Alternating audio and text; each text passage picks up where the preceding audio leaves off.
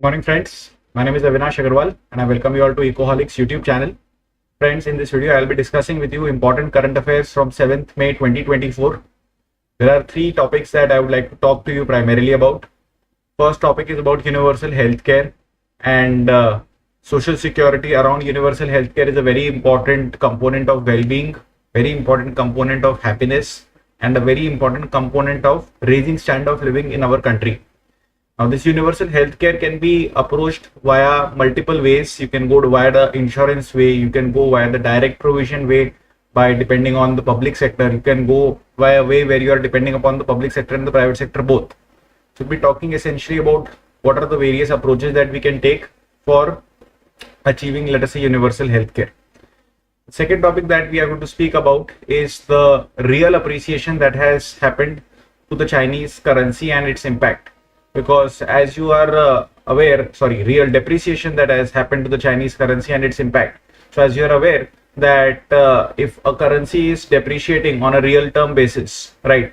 So the exports from that country can get a significant boost. China is already an export powerhouse. China is already a manufacturing powerhouse.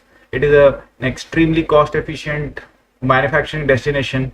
And if its currency is undergoing a real depreciation, then that can spell a lot of trouble for a lot of other competing countries and competing industries from these countries vis-a-vis China. So that's what we are going to speak about in the second article, that how a depreciating Chinese currency on a real term basis is posing a significant threat to its Asian counterparts, to its other competitors in other advanced economies. The third article is going to speak about the steps that we are taking to boost pharmaceutical exports from India. For instance, there are certain regulatory practices that we can improve that will engender greater trust, greater belief in our products. It will be easier for us to have good quality drugs being exported from India, because recently there was this incident where certain cough syrups were exported from India and that led to a loss of life in a couple of countries, including Gambia. So we don't want those kinds of episodes to ever happen again, because obviously they will tarnish the images, tarnish the country's image. So we are taking certain steps. So we will be discussing those steps with you. So this is my introduction. Please make your presence felt. If you can type something in the chat box, that would be really nice on your part, and that would help us develop a better connection. Like I've always mentioned that I would like to know your names. So good morning, Rashmi. Rashmi, you have been a regular joiner in our sessions. I'm really happy. I would like to receive your feedback, Rashmi, right? So you can share your feedback in the live chat. You can get in touch with me via Ecoholics. You can mail me your feedback regarding what you feel about these sessions, how we can make these sessions better for you as a learner. Same goes for Explore India. Good morning to you too. So anybody and everybody who is watching this session, whether live or recorded, it is my sincerest request that please get in touch with us, right? We would like to speak with you. We would like to know you. We would like to know where you are coming from. What kind of exams are you all preparing for? What is the stage of preparation that you have reached, that you have passed, etc., etc. And we would like to be able to make a meaningful contribution in your journey. So please get in touch with us. Download the Ecoholics app for taking these current affairs notes, and as well as other lot of free study material that we provide, right? And if there is absolutely any problem that you're facing, do get in touch with us, right? So let us start. So the idea is that like I mentioned to you, that we want to become as close to a developed country as we can by 2047. So there are various components that we need to get right to be able to achieve that target. And one of the components is universal healthcare. Now let us talk about universal healthcare first from the point of view of road accidents. Now India is having one of the highest numbers of road accidents in the world, and this is not a statistic that we are proud of. Now whenever there is a road accident or a mishap, prompt medical attention is required. But the problem is that if, let us say, if I bring someone to a hospital who has undergone or who has been a part of a road accident, so hospitals have this thing going in the back of their mind that who is ultimately going to pay for these bills, because they don't know this person who has been brought, what his or her financial capacity is, what kind of insurance they have or they don't have, etc., etc. A lot of those things are not clear. right? So hospitals don't know who is going to pay, right? And therefore there can be delay. And let us say that even if there is a cashless procedure which can be done, you need to take prior approvals for cashless procedures, and those approvals can take a lot of time. So essentially in such situations, what is happening is that you are relying upon the goodwill of the hospital. You're relying upon the intent of the hospital, the nobility of the hospital, that okay, let's not delay the procedures, let's not delay life-saving intervention.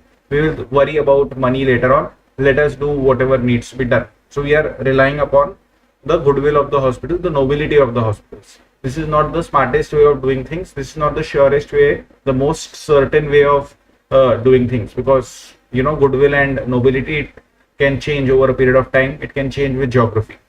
So the idea is that government is planning to facilitate cashless accident emergency, right? And they are trying to do this for everybody without any exceptions. So the basic idea over here is, and this idea is still in the works, right? So it's not fully developed yet. They're working on it. But the basic idea that is coming out is that we will provide 1.5 lakh worth of cashless treatment for every victim of a traffic mishap. This will be available without exception. It will be available at all facilities under Ayushman Bharat. This is a very big catch, friends. How many facilities across India are under Ayushman Bharat?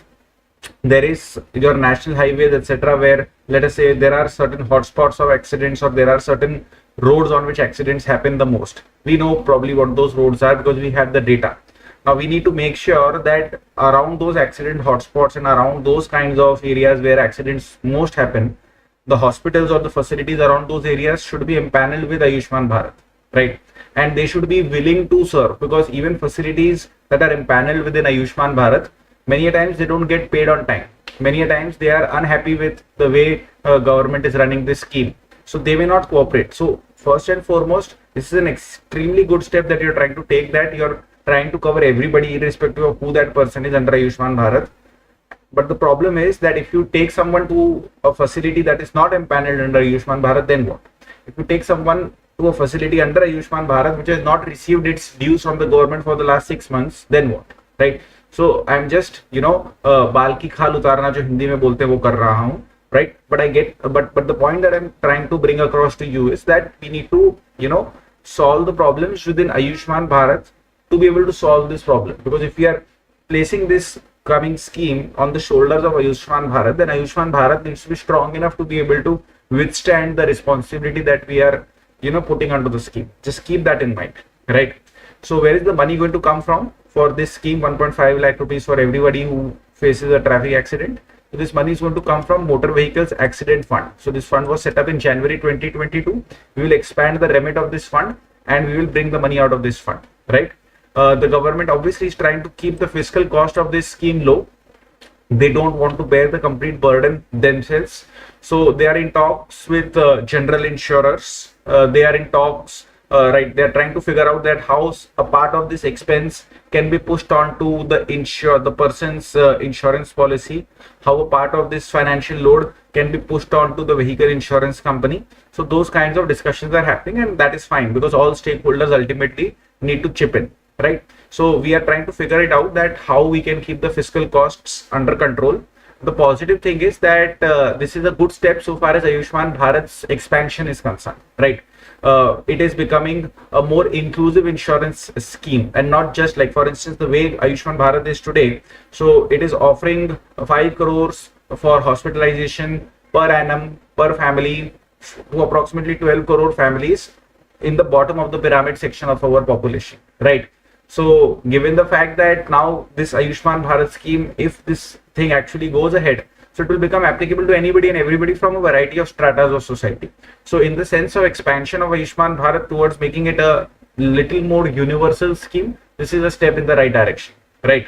And it makes sense to cover as many people as you can under insurance policy or under the insurance program, because there is something called as law of large numbers, that as more and more people get covered, so you will attain some kind of a payout stability. So if you are an insurance company and you have a large population, a large universe of people who have been covered, then the data that will come out, the claims that will get generated, right, that will kind of start stabilizing, right? Let's say that you have a very small population of elderly whom you have covered, who are prone to various illnesses because of old age, right? So naturally, you will not be able to, stabilize your payouts. You will not be able to maintain an insurance cushion, a surplus of funds for yourselves to invest. Because how does an insurance company make money? An insurance company makes money by investing whatever premiums that they have collected. That is one way. And the second way is that they earn money by making sure that everybody from whom they have collected premium, not everybody files for a claim, right? So they want to keep the incurred claims ratio around, let us say 60-65% or 65-70%, right? Incurred claims ratio meaning that out of everybody who has been, let us say, insured, how many people are actually, calling you up for a claim in that particular year, if you're speaking about health insurance. So if I have paid 13,000 rupees premium for myself and my wife, and I don't call up for the for any kind of a claim in that year, that 13,000 rupees is gone. I'm not going to get it back. And gone to whom? Where did that money disappear? That money went to the insurance company, right? So anyways, coming back to the point, we'll talk about insurance some other day in much greater details if we have to. But the point over here is that when insurance works well, when a large number of people are covered under the insurance scheme, right? So that's the basic idea over here, right?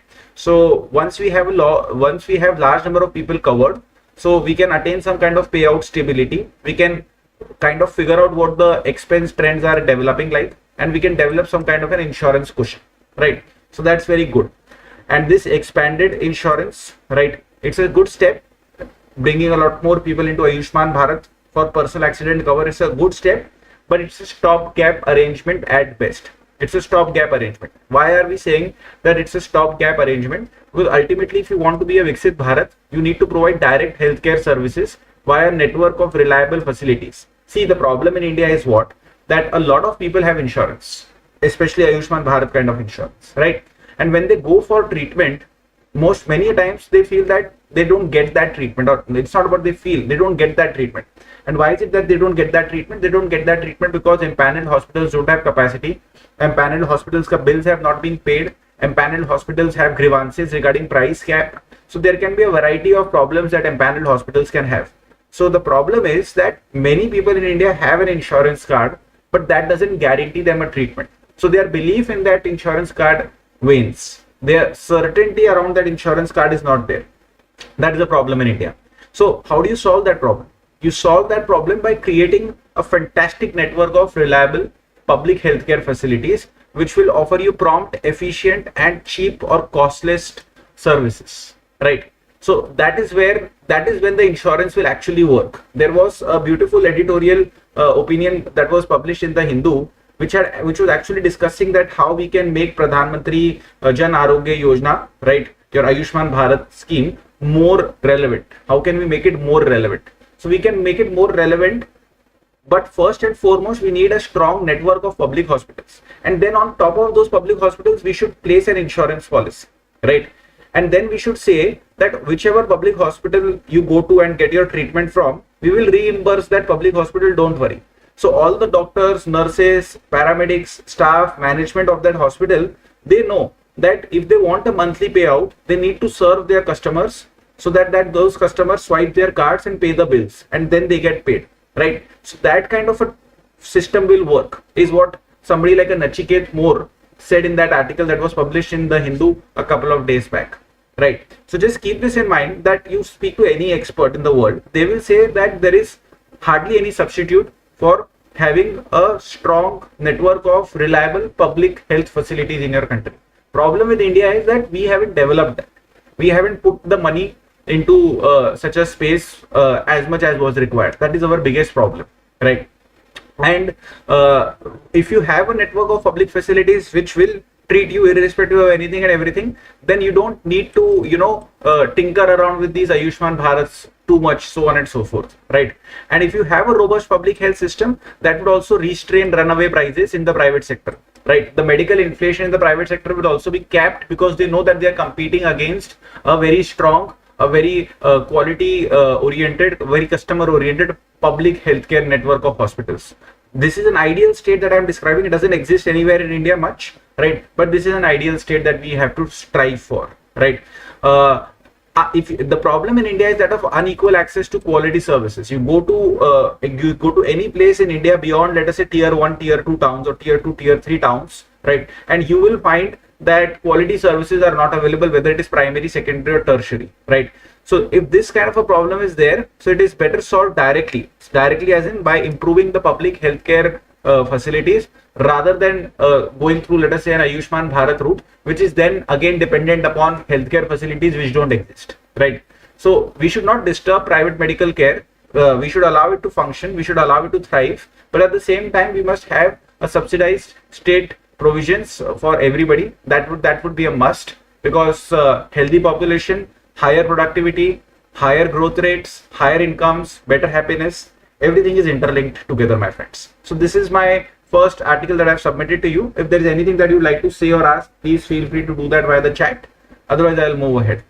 The second article that I want to discuss is that what are the factors behind China's export boom in the last 1.5 to 2 years. Chinese exports have increased quite a bit. If you compare Chinese exports with world exports, if you compare Chinese exports with exports from, let us say, Malaysia, or let us say Korea, or let us say Japan, right? So you will see that Chinese exports have done very well. So what are the factors which are fueling Chinese exports? This is something that this article will delve into. This is originally a Wall Street Journal article, right? It was syndicated in Mint, and I have brought that from there for you, for your consumption, right? So there has been a recent export surge from China. It has alarmed a lot of businesses, leaders, politicians in a lot of advanced countries. They are blaming China's manufacturing subsidies. They are blaming China's bulging industrial capacities, overcapacities, for this kind of an export boom that is happening in China, right? But they're missing the real reason. The real reason is China's currency. The real reason is the lack of inflation in China, which is really fueling exports from China. So if you look at the real effective exchange rate, right? So real effective exchange rate has depreciated to where it was in 2014. Right. So last 10 years worth of appreciation has been lost. And basic economics theory tells you that if your currency is undergoing depreciation, your exporters will be happy because they will become more competitive in the external market, right? And imports into your country will become relatively more expensive. That is basic economics theory, right? Please write it down. I will repeat myself again. If you would like to understand this from me, tell me. I will take some basic lectures also for you. I have no problem, right? Ecoholics has no problem, right? So what is the basic theory? The basic theory goes like this, that if there is a depreciation in your currency, right, especially a depreciation in real effective exchange rate terms, right, then what happens is that your exports become more competitive because your exports become cheaper. Therefore, they become more competitive, they become more attractive, right? And your imports, they become expensive and therefore unattractive, right? So there is a tendency for exports to go up along with depreciation. There is a tendency for imports to get expensive and therefore be curbed with depreciation. Keep this basic theory in mind, right? Now, what is happening in China is that we have seen there has been a lot of depreciation in the real effective exchange rate, right? So the point is that this kind of a depreciation that is happening in China, it is turbocharging China's overseas sales. And since, as it is, China is a cost efficient manufacturing destination, right? Coupled with this kind of a depreciation, that basically means that there is a lot of pressure on other economies. There is a lot of pressure on other currencies, and we'll discuss how, right? So Chinese products, they become keenly attractive. So if you are an American politician and if you're urging your population to not consume Chinese products, etc., your appeals will fall flat, for the simple reason that as a customer, as somebody who is paying out of my pocket, I don't care about your geopolitics so much. I don't care about your strategies so much. I care about my unit economics a lot, my family's unit economics a lot, right? So I'll buy whatever I will need to buy. So Chinese products are attractive, they are cheap, I'll buy them. This is as simple as that, right? So the point over here then becomes that whether you are a business or whether you are a consumer, right, you have enormous incentive to rely upon China or the Chinese supply chain, because China is extremely competitive at this exchange rate, right? So if you look at the behavior of Chinese yuan, so it has fallen 6% from a recent peak in March 2022, right? So that is where the problem lies for other countries, that China's currency has depreciated a lot, right? And there is a problem over there. Chinese economy has other problems too, right? Like for instance, growth in China's economy is quite sluggish, right? there is a real estate crunch which is getting drawn out in the sense that a lot of infrastructure has been created, but there is no buyer for that infrastructure. So there is a huge bubble in the infrastructure market in China, and a lot of their infrastructure companies are either at the verge of bankruptcy or already been bankrupted, right? And the basic consumer spending is subdued in China as of now, right? So China is very close to deflation. There are three words that you should be familiar with: inflation, disinflation, and deflation, right? Inflation is simple to understand. Inflation means mehengai, or a general increase in the level of prices, right? So let's say that in 1 month you have inflation rate of 4%, in the next month you have 5%, in the next month you have 6%. That is basically how inflation is, that prices are increasing, right? What is disinflation? Disinflation means that prices are increasing but at a decreasing rate. So in month 1 you may have 6% inflation, in month 2 you may have 5% inflation, in month 3 you have 4% inflation, in month 4 you have 3% inflation, 2% inflation. So prices are increasing every month, right? Month on month basis prices are increasing, but they are increasing at a decreasing rate. That is disinflation, right? And what is deflation? Deflation means that prices are decreasing on an year to year basis. So for instance, in May 2024, if prices decrease as compared to, let us say, May 2023, then that is deflation, right? The actual increase in the decrease in the level of prices, right? That is basically what deflation means. Now China is flirting with deflation. Deflation is never good, right? Deflation means that the demand in your economy is so weak, right? That consumers are extremely afraid of raising prices. Forget about raising prices. Prices are dropping in your economy, right? Because there is hardly any demand, right? So China is flirting with deflation, right? That is a very big problem. But that exact phenomenon, right, that they are having such low levels of prices, it is making Chinese exports even more competitive on the world market. And you have to remember that in the world market, many economies are facing inflationary tendencies. Like for instance, in US, there is record high levels of inflation. I mean, it's not exactly record high right now, but we have fairly high levels of inflation in US. So prices have risen in the US. Prices are not so high in China at all, and therefore the attractiveness for the Chinese products become that much more stronger. Are you getting my point? Because prices over here are already high, prices over here are low, therefore the attraction is that much more stronger. Had the prices in US been low, if the prices in US cool down, right, then the attraction for a Chinese product decreases.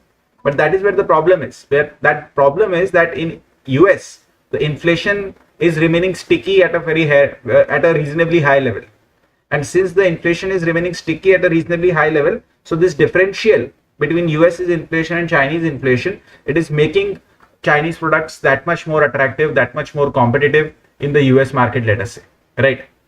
So as you can see that US's real exchange rate, it has appreciated 6%. Appreciation of your exchange rate always makes exports from your country uncompetitive, right, and imports that much more cheaper and therefore competitive, right? Just keep that basic theory in mind, right? Chinese export volumes, right, they have Chinese export volumes in February, they were 10% higher than March 2022, right? 10% higher. And if you look at the world export volumes in the same period, there was only a 1.4% increase, right? This is similar. This has happened before. China has flooded the world with its manufactured goods. This has happened before. This has happened in the early 2000s. In early 2000s, China had undertaken pro-market reforms when they became a part of the World Trade Organization. So at that point of time, they flooded global markets with their products that crushed a variety of industries in a variety of countries. That has happened again, and that can always happen again going ahead, right? So everybody's talking about it now. For instance, US Treasury Secretary Janet Yellen, she warned that this ballooning manufacturing capacity in China, which has basically been fueled by state directed investment, it is threatening jobs elsewhere, it is threatening industries elsewhere. Other Asian countries, other neighbors of China who are direct competitors of China, even they produce electronics, steel, basic semiconductors and furnitures and sell abroad. So a lot of these countries are struggling in a very bad way. So if you look at emerging Asian export volumes, typically mean export volumes out of, let us say, Southeast Asia, right? So if you look at those export volumes, so that is almost 2% down over the 2-year period. And this is the same 2-year period in which Chinese exports have risen 10%. So China's rise is coming at somebody else's cost, right? So if I can't export, That means my GDP growth is not going to be fantastic. If my GDP growth is not going to be fantastic, investors are not going to be happy. Investors are not going to be happy. They will pull their money out of my country. If they pull their money out of my country, there is going to be even more depreciation pressure upon my currency, which is already under depreciation pressure because US dollar is appreciating.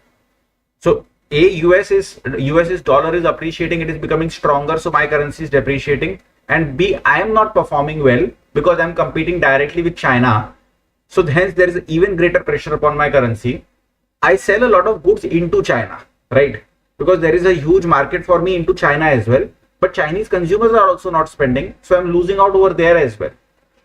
So I'm losing on every front, as a result of which my currency is under serious threat of depreciation, right? And that is exactly what is playing out. That is exactly what is playing out in a lot of countries. So whether it is the Korean won, or it is the Malaysian ringgit, or it is the Vietnamese dong, or it is the Indonesian rupiah, or it is the Tokyo yen, all of these currencies are under significant pressure of depreciation and they are depreciating, right? So that is the basic crux over here, right? As I've explained to you that the inflation differential that exists, it is complicating all of these calculations over and over again, right? Even the Chinese officials are worried because if their currency keeps depreciating the way it has been depreciating, that basically means that their imports of oil, etc., becomes that much more expensive. Even they are worried that if there is too much depreciation, capital will fly out of China, because if there is too much depreciation, right, it is attractive to start pulling money out of China and people will start pulling money out of China, right? So so what to do now? What can be done? Well, there are no easy answers. What can be done? So if you ask, let us say traditionally we have blamed China to be a currency manipulator, and we have asked China that you allow your currency to be, your value of your currency to be determined by market forces. That is what we have traditionally asked China to do. That you allow your currency's value to be market determined. Now, if Beijing actually lets that happen right now, it doesn't intervene, it allows the depreciation to happen the way it is happening, then that is going to make the situation worse. So now we want China to actually intervene in the market and control the depreciation. So you see, everybody is stuck. So for 20 long years, we have been asking China to not intervene. Now we want China to intervene to hold the value of its currency and stop the depreciation, right? Another thing that can probably help is that there is an inflation differential which is making Chinese products cheaper and competitive, as I have something explained to you, correct? So if we can boost inflation in China, if we can increase prices in China, right, then inflation differential will vanish, right? So that inflation differential will vanish. So how can we boost inflation in China? Maybe government can give an aggressive fiscal stimulus. Government can spend a lot of money and increase demand and therefore prices in China, right? But the government of China, they themselves are scared that they don't want to take on large debt. How will they service that debt, right? Another step that could be taken is that, okay, let us bring inflation down in US and in other countries. Let us raise the interest rates and bring the inflation down in US and other countries. But if US increases its interest rate, then that would create a further greater depreciation pressure upon developing economies such as, let us say, in India and all these countries, the names that I just told you, right? Because if there is a higher interest rate in US, people will pull their money out of a variety of developing countries and take it into US and earn that higher interest rate in US and keep their money safe in US. Why will they take the risk of taking their money into a developing country to earn when they can earn a decent amount of return on investment because there is high interest rate prevailing in the US? Make sense, right? So there is going to be a capital flight if US takes this step. So we are just discussing various scenarios that if, let us say, China tries to stimulate the economy, then what will happen? If, let us say, China doesn't do anything to support the currency, then what will happen? If, let us say, US raises the interest rate to bring its inflation down, then what happens? So you see that all of these scenarios are basically posing difficult, consequences for the world. There is no easy way out of this. The only thing is that that both these countries, Beijing, Washington, they are united in the sense that they do not want yuan to fall any further than what it has already fallen. That's the basic takeaway out of this entire situation. Now, very quickly, I will talk about this new drug export regime, right? And before that, if there is any question that you all have, please ask, right? And if you all are there with me, just type hi or good morning or something in the comment section, because I see that there are some of you all who are live in the session. I would just like to know you all better, right? So moving ahead, talking about the new drug export regime, right? So see boss, you have to realize one thing, okay, that tomorrow if let us say you are writing an answer on how to boost exports from India, so you will have to give some sectoral suggestions as well, right, to actually make your answer value added, to actually make your answer stand apart. So these kinds of articles which talk about a sector, right, at a micro level, but they talk about the sector in general. They're not speaking about, let us say, a particular company such as, let us say, a Sun Pharma or something like that. They're talking about the entire sector. So these kinds of articles help you how? That you pick up only 2 or 3 points out of these articles, but these 2 or 3 points in your answers these 2 or 3 points for, let us say, 5 to 7 sectors can be a massive value addition in your answers, right? So, and basically it gives you a sense of what is happening in your country at a let us say a sectoral level. Now what you need to understand is that India is the world's largest exporter of generic medicines. This graph is telling you that we have exported approximately $27.8 billion worth of generic medicines, right? And there are certain serious quality issues around the products that we are exporting, and we want to do something about that, right? So what we are going to do now is that whatever local certifications that we provide which authorize an exporter to export drugs from India, so we will make sure that that local certification is aligned with global norms. That is what we are going to do, so that norms which have been set up by, let us say, WHO, and norms which have been set up by, let us say, a drug controller in India, right, those norms will be at par with each other, so that there is greater trust and transparency. That is what we will do. So what we are doing is that we are upgrading India's certificate of pharmaceutical product, yani ki COP, COPP. We are upgrading India's COP to match WHO's GMP certification. GMP stands for Good Manufacturing Practices. Now what we are going to do is that this COP and WHO's GMP certificates, these are basically preliminary documents which are required for product approval, for market authorization, for exports to happen, right? Now what we are going to do is that we are going to put the COP and WHO's GMP certificates pertaining to a company, pertaining to a transaction on the same website, right? And they will be at par with each other. So if you want to get a COP, you will have to satisfy GMP certificate, GMP requirements. If you want a GMP certificate, you'll have to meet COP requirements. They will be at par with each other. And if let us say that you are, let us say, an importer sitting in Vietnam and you want to check the authenticity of the drugs that you are going to receive, then you need to go only to one source where you will get both these certificates which are actually aligned with each other. You will get both these certificates. So you don't need to run helter-skelter for verifying the authenticity of the shipment that you will be receiving, right? So that will make your life that much more easier. There will be greater transparency, there will be greater oversight. Right now there is lack of uniformity, right? So COP is at one level, GMP is at a much higher level. So foreign drug regulators, they find it difficult to validate the authenticity of companies of shipments that they are receiving, right? So CDSCO, right, that is the apex regulatory authority for pharmaceuticals, medical devices, cosmetics, and it is equivalent to the US FDA, right? And DCGI, that is Drug Controller General of India, works under CDSCO, right? So this DCGI, it has already directed companies to strictly adhere to WHO's GMP. And now what we are doing is that we are elevating COP to GMP level. We want everybody to comply, right? And that will give every stakeholder greater confidence in exports that are coming out of India. Already we have done some kind of reforms in this space. So earlier what was happening was that if let's say I'm an exporter, okay, then states could also issue manufacturing licenses for my drugs which are meant for exports. So if I'm, let us say, sitting in Himachal Pradesh is, for your knowledge, a very important manufacturing hub for pharmaceutical products in India. So Himachal Pradesh government could also issue a license for approval of exports. We don't want state governments to be directly involved in this. As central government, we don't want that. Why? Because a variety of state governments can follow a variety of different procedures which can lead to a variety of different problems. We want things to be more centralized. So what did the union government do? It wrested the authority out of the hands of the states and said that we will be the sole entity that is responsible for issuing manufacturing licenses for drugs meant for exports.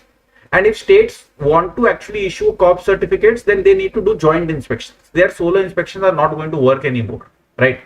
Another issue that is going to be addressed, hopefully, right, is that what happens is that let's say that you are an exporter and you get an order for 1000 kgs of a particular drug, but the party finally accepts delivery of only 500 kgs of drug, and another 500 kgs of drugs that you produced, that is just sitting with you. What do you do with that? So as of now, what you do with it is that you destroy those drugs. You cannot divert it elsewhere to any other country or to any other buyer. That's a huge waste. That's a huge waste. So what we are trying to do is that whatever excess quantity that gets manufactured under, let us say, test license, or whatever remains unexported, rather than destroying it, right? Rather than destroying that expensive drug, which can be an anti-cancer drug or a biotech derived product or a high value product, rather than destroy it, we will give you permission, right, that you can divert it, let us say, to certain other country, to certain other buyer. So what that will do is that it will reduce the wastage in pharma exports, and it will help the top line and the bottom line of a lot of these companies, right? So like I said to you, that we are one of the largest manufacturers of generic drugs and exporters of generic drugs, right? We exported $25.4 billion worth of pharmaceutical products to about 210 countries. That's almost as many countries as there is in the world.